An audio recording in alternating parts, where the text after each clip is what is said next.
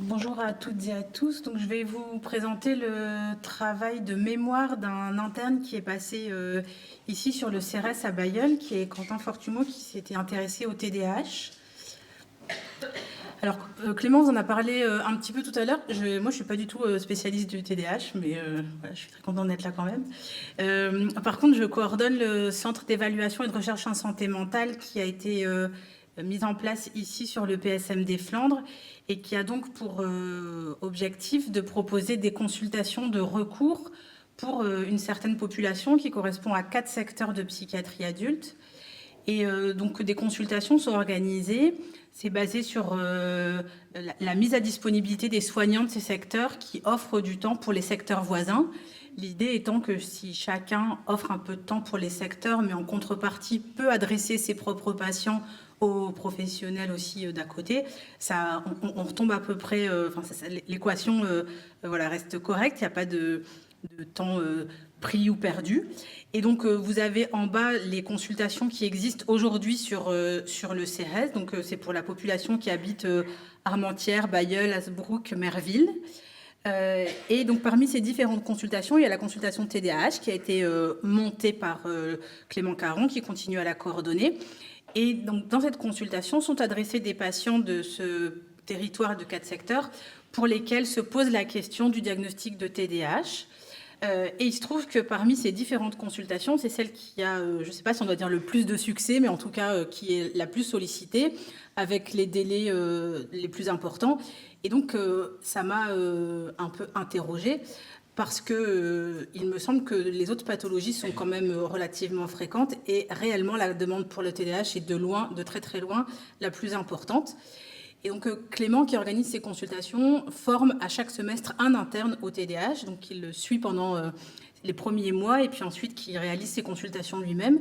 Et donc Quentin avait pu bénéficier de cette formation par Clément sur la consulte TDAH et il s'est intéressé au cours de son semestre à ce qui motivait les patients à venir sur cette consultation.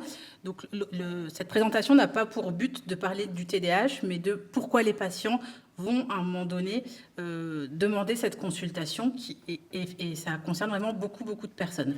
Donc c'est un contexte qui n'est pas juste local, parce qu'on peut se dire peut-être qu'il y a un petit vivier là sur la région de TDAH, mais non, c'est quelque chose qui se voit à l'échelle nationale. On a une hausse très très importante des demandes de prise en charge pour du TDAH, et ça dépasse la France, puisqu'on voit aussi que dans d'autres pays, c'est la même chose.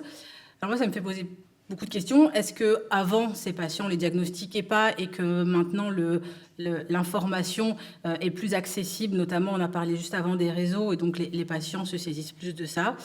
Ou est-ce qu'on crée plus de patients TDAH? La société évolue. Est-ce qu'on crée aussi, nous, plus de patients? Ou est-ce que, finalement, il n'y a pas tant de TDAH que ça, mais que les patients ont envie d'avoir un diagnostic? Et c'est aussi une question qu'il faut se poser, parce qu'il y a des diagnostics qui sont plus faciles que d'autres. Et puis, il y a des diagnostics aussi pour lesquels il y a plus de réponses thérapeutiques que d'autres.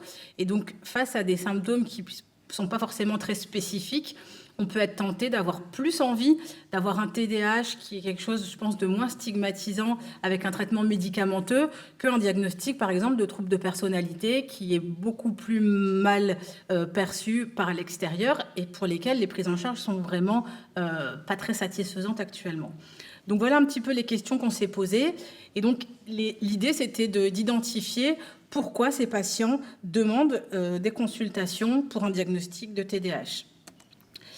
Donc l'étude, elle a été menée sur 66 patients. C'était les patients qui venaient en consultation. On voit que c'est un peu plus de femmes. C'était uniquement des patients adultes, donc plus de 18 ans. On voit que c'est des patients qui sont quand même plutôt diplômés par rapport à la population qu'on peut avoir en consultation en psychiatrie. On est sur des niveaux de formation qui sont plus élevés, avec près de la moitié qui avait plus d'un bac plus de la moitié qui avait plus qu'un niveau bac plus 3. Et sur le plan des situations professionnelles, c'est quand même aussi pas mal des patients qui travaillent, ce qui, encore une fois, se démarque des patients qu'on peut avoir en psychiatrie, où les proportions sont quand même en général beaucoup plus faibles. Alors, on a d'abord demandé aux patients quels symptômes ils sentaient les gêner les plus. Alors, c'est des Questions qui ont été posées aux patients. Donc, c'est ce que ressentent les patients. Ce n'est pas forcément la même chose que ce que pourrait diagnostiquer le médecin qui recevrait ce patient. Ce qui semblait le plus gênant, c'était les troubles de la concentration et les oublis. On voit que finalement, ils sont gênés par à peu près tout, parce que tout est présent chez plus de la moitié des patients. Mais les plus importants, ce sont les troubles de la concentration, les oublis et la désorganisation, l'agitation. Voilà ce qui était plus souvent rapporté par les patients. Ce qui a été retrouvé après l'évaluation avec le médecin, c'est que sur les 66 patients, on a confirmé le diagnostic chez 61 patients. Ce qui veut dire que ce n'est pas les patients qui veulent un diagnostic alors qu'en fait, ils n'en ont pas. Ils ont réellement un diagnostic de TDAH. Un traitement médicamenteux a été proposé chez presque tous les patients et quand ça n'a pas été fait, ce n'est pas parce que ce n'était pas indiqué, c'est parce qu'il y avait des contre-indications à l'instauration au moment où le patient a été reçu. Les psychothérapies ont été proposées pour 60% des patients et un accompagnement administratif pour 30%. C'est intéressant parce que la question qu'on pouvait se poser aussi, c'est est-ce que ces patients, dans leurs difficultés, ce qu'ils ne viennent pas chercher, c'est une aide financière, matérielle, à l'emploi. Et finalement, on voit que ça ne concerne pas du tout la majorité des patients. Ce n'était pas ça qui était réellement moteur dans ces consultations. Quand on essaye de savoir d'où vient cette demande de consultation, pour plus de la moitié des patients, c'était les patients eux-mêmes qui demandaient cette consultation. Le médecin ou le psychologue, c'était 30% seulement des patients, si on réunit les deux. Et donc, en fait, on voit que ce n'est pas forcément les médecins qui identifient des symptômes qui pourraient faire évoquer un TDAH, c'est les patients qui, à un moment donné, eux-mêmes se reconnaissent dans ce diagnostic de TDAH pour plus de la moitié. Et ce qui motivait les patients à aller vers cette consultation, c'était vraiment le diagnostic et comprendre pourquoi ils ne s'en sortent pas et pourquoi ils galèrent. C'était vraiment ça. On voit que les reconnaissances administratives, elles arrivent à 27% et on retombe sur les chiffres qu'on avait avant. Et même le traitement ou l'aide, c'est moins de la moitié des patients. Donc, vraiment, ce qui les motive, c'est qu'ils se rendent compte qu'il y a quelque chose qui ne fonctionne pas et ils ont besoin de savoir pourquoi ils ont autant de difficultés. Donc, ce qu'on peut dire de cette petite étude, qui est assez modeste, c'est pas énormément de patients, mais je trouve que c'était quand même déjà pour comprendre un petit peu ce phénomène du TDAH, c'est que c'est une démarche qui est surtout personnelle et que l'information, elle se fait par les patients eux-mêmes. Et pour beaucoup, c'était des informations par les réseaux.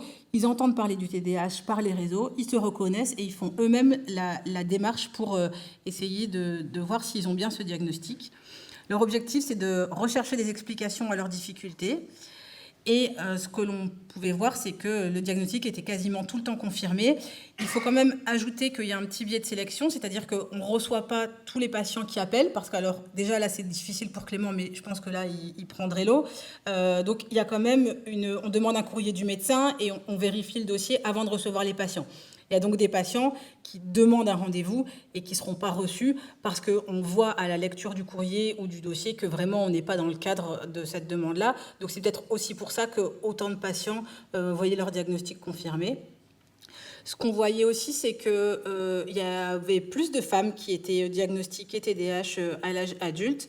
Et c'est une information qui est connue. Il y a un ratio qui est plutôt dans le sens de plus d'hommes chez les enfants. Et ce ratio s'inverse quand on passe à l'âge adulte. Ce qui veut dire que probablement les filles, enfants, sont sous-diagnostiquées. Quand elles sont enfants, on ne pose pas le diagnostic de TDAH et donc ce rattrapage se fait à l'âge adulte. Parce que possiblement que chez les filles, la symptomatologie soit s'exprime pas de la même manière, soit on va pas aller en tout cas vers ce diagnostic-là. Et donc toutes ces filles TDAH sont pas diagnostiquées dans l'enfance et quand elles arrivent en difficulté à l'âge adulte, elles viennent se faire diagnostiquer. Donc il y a plus de diagnostics chez l'adulte femme. Et donc, encore une fois, pour prendre du recul sur cette étude, c'est une petite étude sur un petit territoire avec un faible échantillon. Et donc, on ne peut pas tirer des conclusions générales de ce petit travail, mais c'est une première ouverture pour essayer de comprendre un petit peu ce qui se passe. Et quand même, le message qui ressort, c'est qu'il y a un important déficit de repérage de ces patients qui ne se fait pas plus tôt et qui ne se fait pas par les médecins. Voilà la présentation que je voulais vous faire. Si vous avez des questions, je pense qu'on les prend tous après ensemble.